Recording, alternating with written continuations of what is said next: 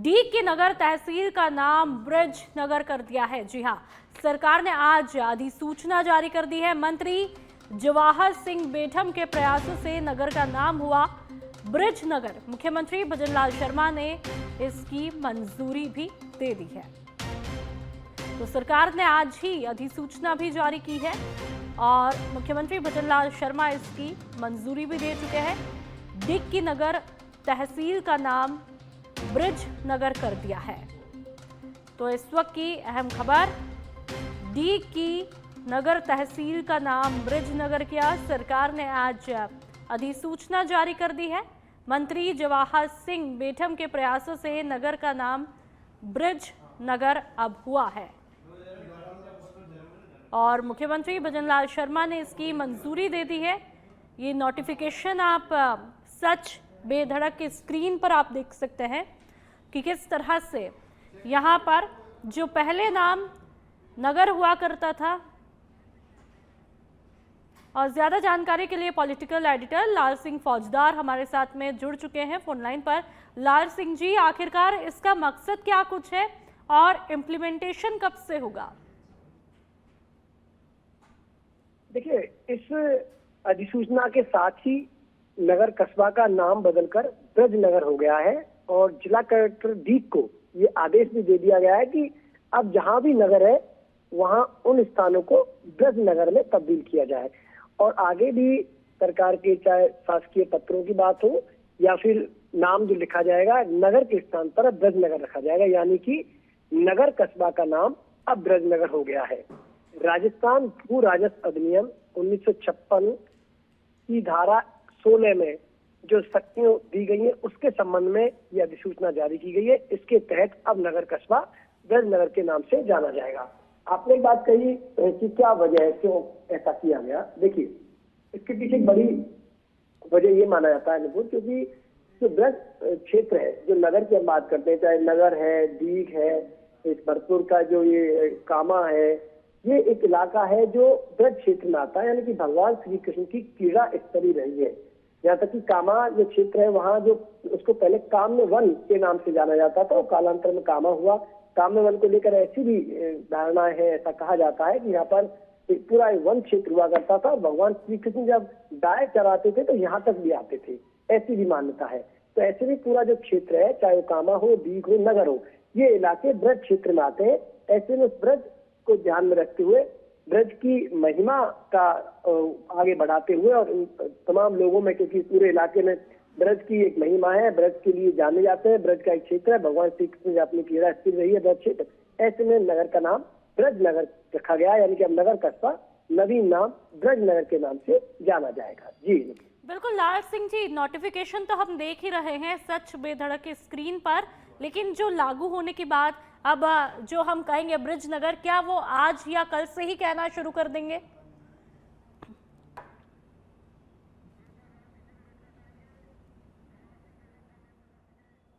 और हमारे साथ में लाल सिंह जी यहाँ पर रुकेगा, हमारे साथ में जवाहर सिंह बेठम जी भी फोन लाइन पर जुड़ चुके हैं।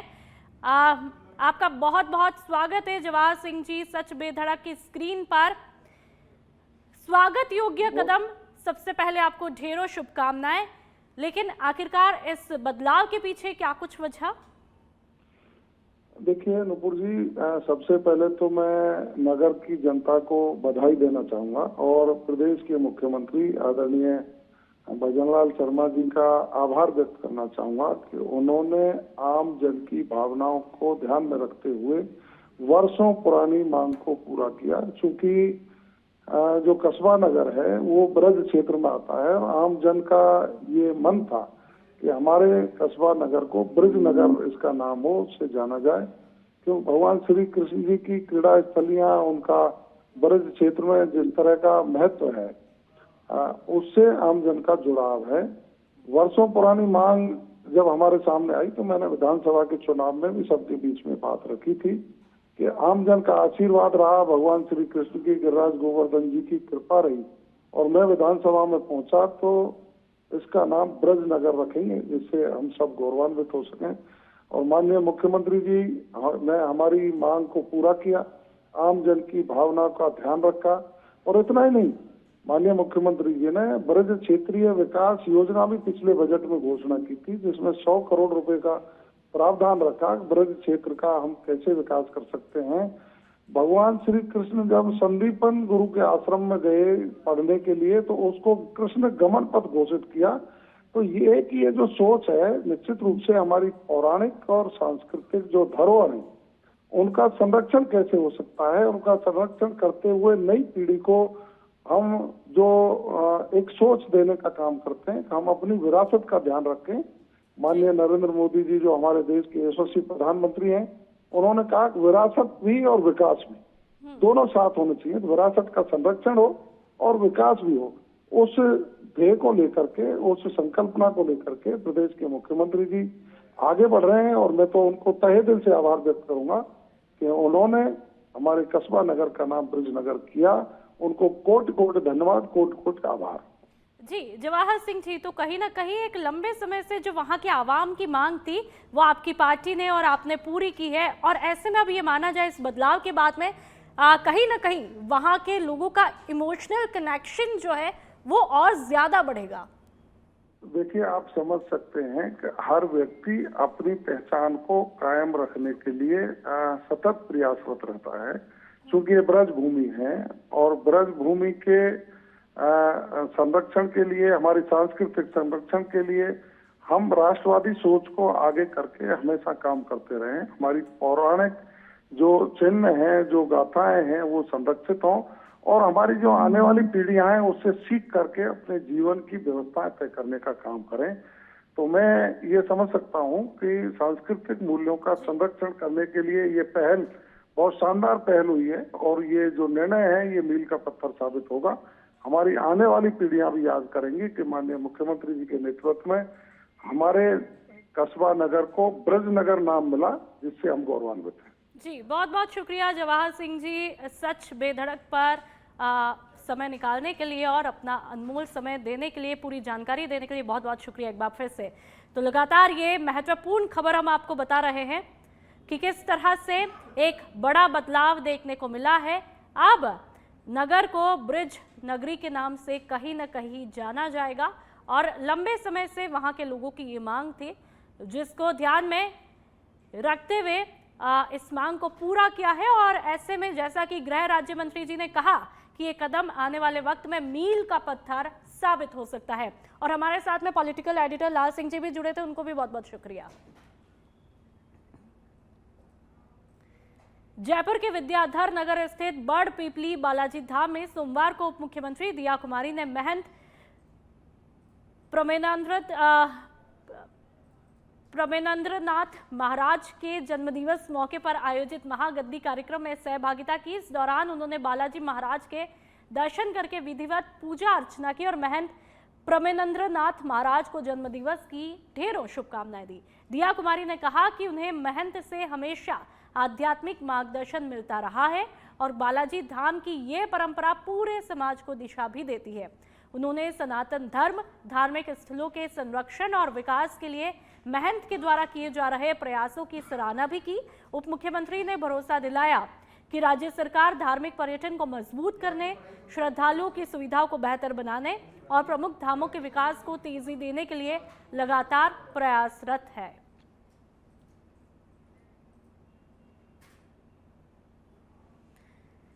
जयपुर से रबी सीजन में किसानों को यूरिया सप्लाई से जुड़ी खबर। कृषि भवन में यूरिया सप्लाई पर अहम बैठक हुई। उर्वरक सप्लाई कंपनियों के द्वारा अधिकारियों ने भाग भी लिया।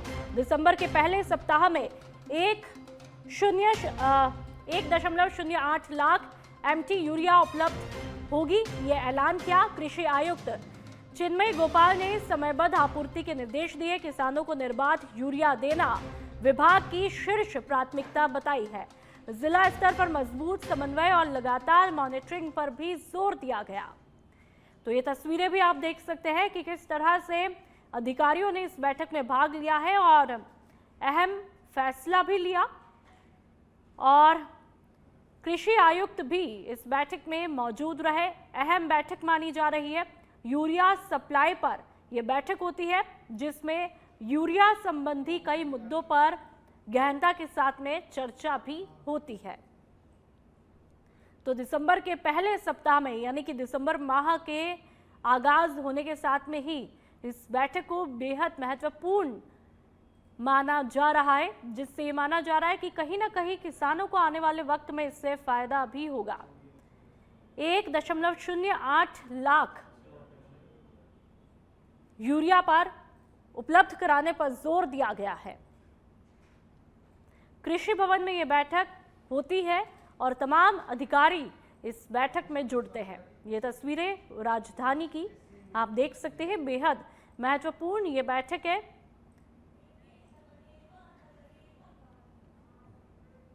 और अब जयपुर से कृषि विपणन विभाग से खबर, जहां पर प्रमुख शासन सचिव मंजू राजपाल ने प्रगति समीक्षा बैठक ली।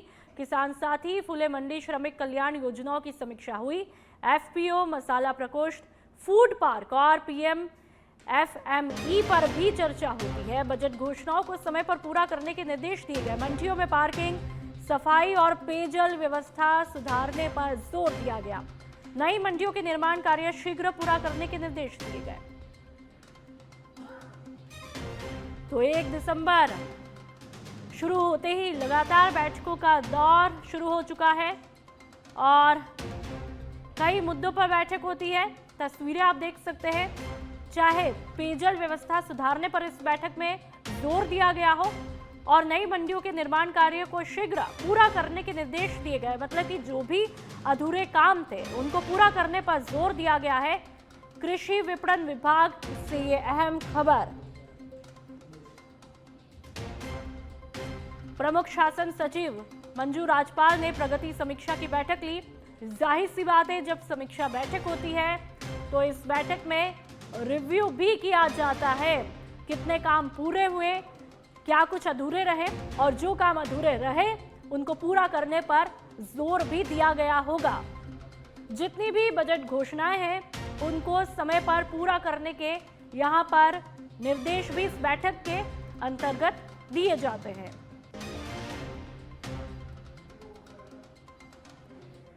और अब राजस्थान कांग्रेस से जुड़ी बड़ी खबर, जहां पर राजस्थान प्रदेश कांग्रेस कमेटी के एससी विभाग में नई नियुक्तियां हुई है। एआईसीसी एससी विभाग चेयरमैन राजेंद्र पाल गौतम ने नियुक्तियां जारी की है। राज्य कार्यकारी समिति डिवीजन इंचार्ज और जिला अध्यक्षों की घोषणा की गई। कई विधायकों, पूर्व विधायकों को भी जिम्मेदारियां दी गई है और ये आदेश की कॉपी आप देख सकते हैं सच बेधड़क पर।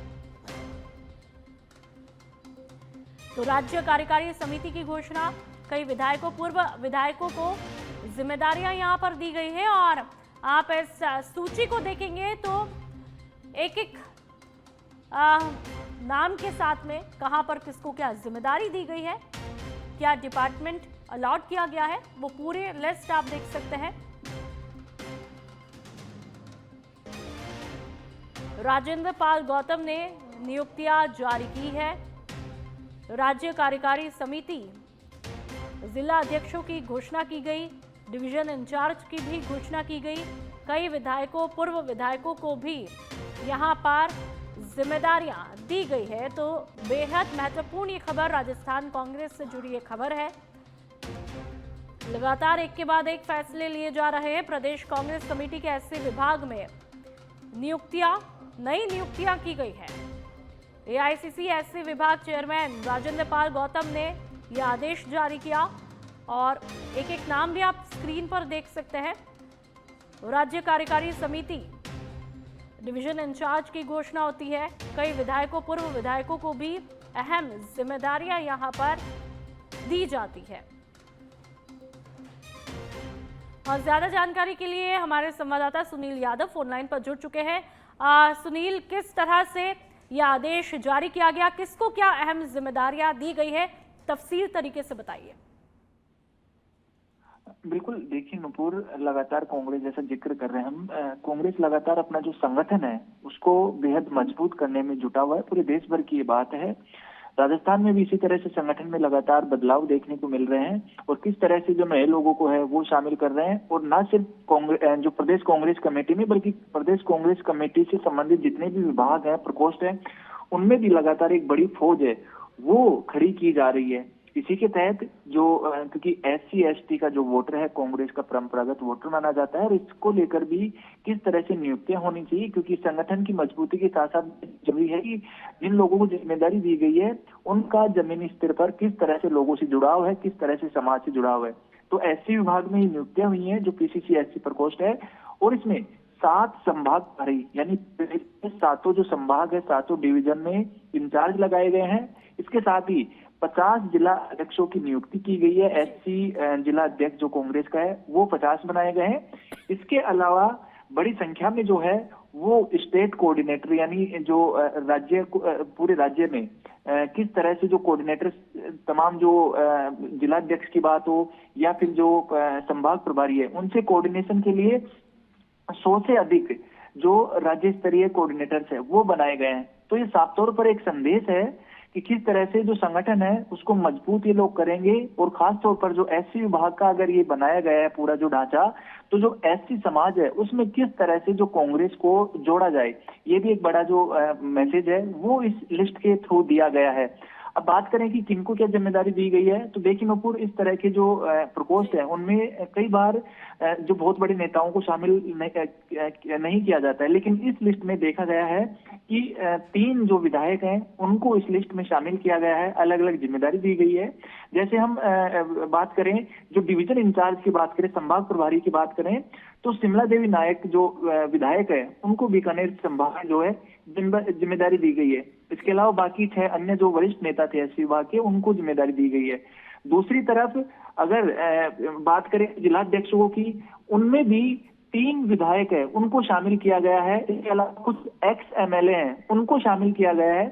तो कहा जा सकता है कि पूरा जो टॉप नेताओं से लेकर बॉटम के जो नेता हैं उन सभी को उनके काम को देखते हुए, उनके प्रभाव को देखते हुए ये जिम्मेदारी दी गई है। कहीं ना कहीं कांग्रेस को इससे फायदा भी मिलेगा, क्योंकि जो बड़े नेता हैं उनकी इसी तौर पर जो जनता से जुड़ाव होता है, तो दूसरी तरफ जो जमीनी नेताओं को इस तरह की जिम्मेदारी दी जाती है तो संगठन को लोगों को जोड़ने में काफी माहिर जो लोग होते हैं जो जमीनी स्तर पर काम करते हैं, तो पूरा एक तालमेल बिठाकर ये बड़ी जो जम्बो लिस्ट है SC विभाग PCC की वो जारी की गई है। नूपुर, बिल्कुल सुनील, विधायकों को शामिल करने के पीछे हम किन समीकरणों को देखें? क्या इससे आने वाले, क्योंकि पंचायत चुनाव भी नजदीक है, क्या उससे भी कनेक्शन माना जाए, उसमें भी फायदा होगा?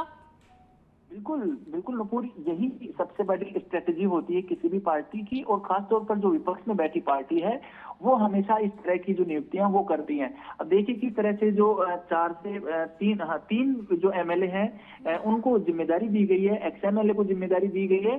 तो इसमें निकाय पंचायत चुनाव के साथ साथ जो बड़े नेता हैं उनको संगठन में किस तरह से सेट किया जाए, क्योंकि संगठन से बाहर रहकर जो नेता इतना काम नहीं कर पाता है, क्योंकि जब पद होता है उसके साथ ही काम कर पाता है। तो इस तरह से इस लिस्ट में जो विधायकों को अगर जिम्मेदारी दी गई है तो जो चुनाव में किस तरह से ज्यादा जो लोग हैं, जो जमीनी लोग हैं और जो समाज के लोग हैं, उनको किस तरह से पार्टी की विचारधारा की तरफ लाया जाए, तो ये सीधा सीधा मकसद होता है और संगठन को भी मजबूती से मिलती है। बड़े चेहरा जब मैदान में होता है तो पार्टी को साफ तौर पर फायदा मिलता है। बहुत शुक्रिया सुनील तमाम जानकारी के लिए। तो इस नियुक्ति के पीछे कहीं ना कहीं ये वजह मानी जा रही है कि अब कांग्रेस का संगठन बेहद मजबूत होगा और कहीं ना कहीं आने वाले चुनावों में भी इसका असर देखने को मिल सकता है। और अब जयपुर शिक्षा विभाग की खबर। शिक्षा संकुल में सचिव कृष्ण कुणाल की अध्यक्षता में अहम बैठक होती है। संस्कृत शिक्षा विभाग के विभिन्न विषयों से जुड़ी समीक्षा बैठक की जो बैठक रखी गई उसमें अधिकारियों को सचिव ने कई आवश्यक दिशा निर्देश दिए। संस्कृत शिक्षा के विस्तार के लिए सेंटर ऑफ एक्सीलेंस शुरू करने पर भी चर्चा होती है। संभाग लेवल पर चरणबद्ध तरीके से आदर्श वैध विद्यालय खोलने का प्रस्ताव भी दिया गया। बैठक में आयुक्त प्रियंका जोधावत सहित वरिष्ठ अधिकारी मौजूद रहे। तो ये बैठक की तस्वीरें आप देख लीजिए। सचिव कृष्ण कुणाल की अध्यक्षता में यह बैठक होती है और पूरी डिटेलिंग के साथ में चर्चा होती है। एक एक पॉइंट पर यहाँ पर चर्चा की जाती है। सेंटर ऑफ एक्सीलेंस शुरू करने पर भी यहाँ पर विचार विमर्श होता है। एसीबी मुख्यालय से बड़ी कार्रवाई की खबर, जहां पर उदयपुर के खेरवाड़ा वन रेंज में रिश्वतखोरी का भंडाफोड़ हुआ है। वन नाका कातरवास पर 2 वन रक्षक रंगे हाथों धर दबोचे गए। 80,000 रुपए रिश्वत लेते महेश मीणा और विजेश आहारी गिरफ्तार किए गए। लकड़ी से भरे 2 ट्रकों को छोड़ने की एवज में रिश्वत की मांग की थी। डीआईजी डॉक्टर रामेश्वर सिंह के निर्देश पर एसीबी टीम ने इस कार्रवाई को अंजाम दिया। डूंगरपुर के प्रभारी डीवाईएसपी रतन सिंह राजपुरोहित ने पूरी कार्रवाई को लीड किया और दोनों वन रक्षक के चेहरे आप देख लीजिए, दोनों धर दबोचे गए हैं।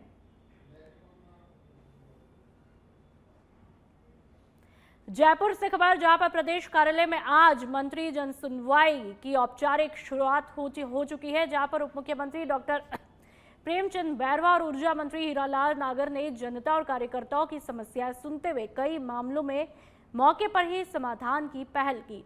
जन सुनवाई के पहले दिन करीब 50 मामले सामने आए। डॉक्टर बैरवा ने बताया कि मुख्यमंत्री भजनलाल शर्मा की पहल के तहत अब सप्ताह में 3 दिन मंत्री, विधायक और पदाधिकारी सीधे जनता से संवाद करेंगे। आरटीओ के वीवीआईपी नंबर आवंटन मामले पर उन्होंने ये कहा कि मामला काफी पुराना है और जिसकी जांच भी करवाई जाएगी। तो वहीं ऊर्जा मंत्री हीरालाल नागर ने कहा कि बारिश से बिजली व्यवस्थाएं प्रभावित हुई, लेकिन किसानों को पर्याप्त सप्लाई सुनिश्चित की जा रही है। उन्होंने 1.5 लाख नए कनेक्शन और स्मार्ट मीटर के फायदों का भी उल्लेख किया।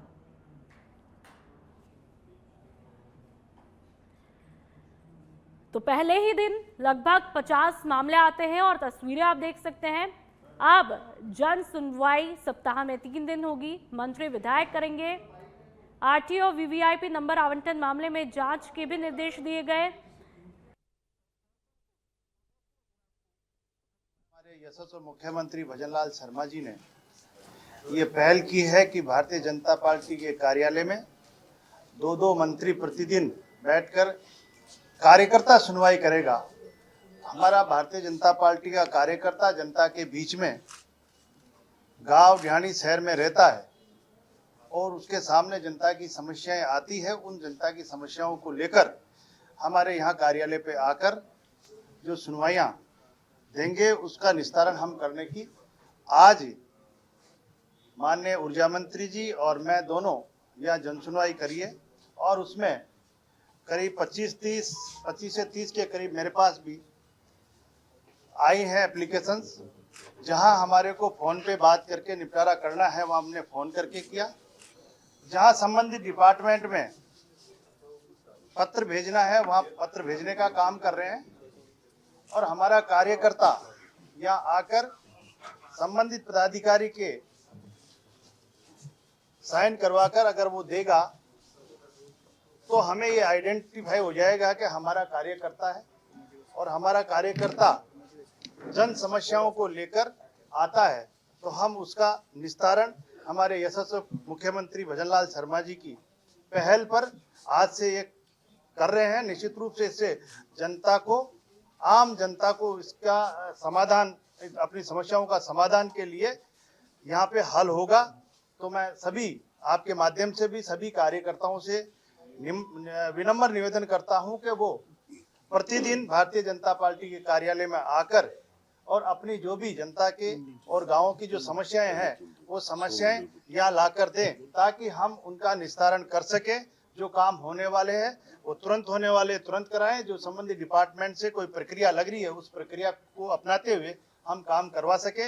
इसलिए आज से ये कार्यक्रम शुरू है जन सुनवाई का, कार्यकर्ता सुनवाई का ये कार्यक्रम आज से चालू है और मैं आपके माध्यम से सभी से ये निवेदन करूंगा कि इसमें ज्यादा से ज्यादा लोग अपनी समस्याओं को लेकर आएंगे तो हम उसका निस्तारण कर पाएंगे। आज स्मार्ट मीटर लगाए जा रहे हैं और वो लग रहे हैं और निश्चित रूप से उसकी हम लगातार मॉनिटरिंग भी कर रहे हैं। स्मार्ट मीटर लगाने से उपभोक्ता को जो भी हमारे उपभोग कर रहे हैं उनको ही लाभ है कि उनको समय पर अपना ऑनलाइन बिल भी मिलेगा और उसके साथ साथ उसको अपनी जो क्षमता उपभोग है उसको नियंत्रण करने का भी इसमें सिस्टम है। किसी का अगर घर पे नहीं है, हम ऑफिस में नहीं है, फिर भी हमारा अगर उद्योग का उपभोग हो रहा है बिना कारण के, हमारे कोई उसके इक्विपमेंट चल रहे हैं तो हम अपने मोबाइल में देख सकते हैं कि अब हर 15 मिनट में हमारे मोबाइल पर हमारे घर का, हमारे उद्योग का, हमारे ऑफिस का कंजम्पशन आएगा, और वो लोड ज्यादा आ रहा है, जरूरत नहीं है, तो हम उसको कम करके और व्यवस्थित भी कर सकते हैं। और उसके साथ साथ वो स्मार्ट मीटर एक आने वाले भविष्य की आवश्यकता है। आज कोई भी हमारे जो विकसित देश है वो कोई ऐसा देश नहीं जहाँ स्मार्ट मीटर नहीं लग रहे हो। भारत भी उस श्रेणी में आ सकता है। हमें विकसित राष्ट्र बनना है तो निश्चित रूप से हमें ये स्मार्ट मीटर की जरूरत है, जिससे हमारी भविष्य की जो जरूरतें हैं उसको आकलन करने में स्मार्ट मीटर, बिजली की जो हमारा उपभोग है उसको भी व्यवस्थित। उप मुख्यमंत्री दिया कुमारी ने आज सिविल लाइंस स्थित अपने आवास पर जन सुनवाई की है, जिसमें बड़ी संख्या में नागरिक अपने विभिन्न समस्याओं के समाधान के लिए पहुंचे। लोगों ने सड़क, बिजली, अतिक्रमण, पेयजल सहित कई मुद्दों को खुल करके उप मुख्यमंत्री के सामने भी रखा। उप मुख्यमंत्री दिया कुमारी ने सभी लोगों की समस्याओं को गंभीरता से सुना और मौके पर ही संबंधित विभागों के अधिकारियों को तुरंत कार्रवाई के निर्देश भी दे दिए। उन्होंने कहा कि आमजन की समस्याओं का तुरंत समाधान सरकार की प्राथमिकता है। जन सुनवाई के दौरान उपस्थित लोगों ने उप मुख्यमंत्री के द्वारा की गई तत्पर पहल की सराहना भी की और उप मुख्यमंत्री दिया कुमारी का आभार जताया।